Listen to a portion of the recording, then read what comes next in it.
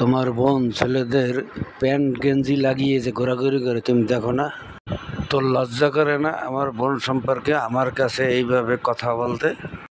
আমার কিন্তু দারুণ পছন্দ হয়েছে তোমার বোনকে, দারুণ স্টাইল করে। আজকেরও আসুক, ওকে দেখে নেব। ওর জন্য এলাকায় মানুষের সামনে মুখ দেখাতে পারি না, লজ্জায় মাথা হেঁট হয়ে যায়। ও পাইছে কি এলাকার মধ্যে? কিরে তুই এরকম ভুং ভং করতে ছেলেগো গেঞ্জি আর প্যান্ট পরিয়া আমাকে কি এলাকায় থাকতে দিবি না? কেন?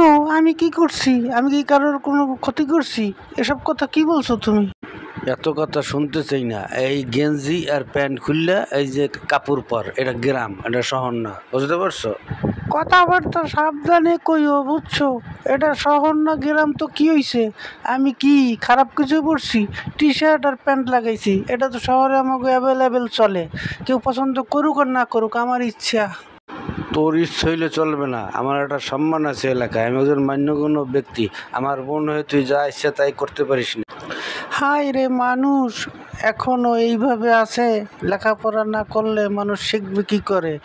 এখনো আমার অনেক ভালো লাগে, তুমি এখানেই থাকবা।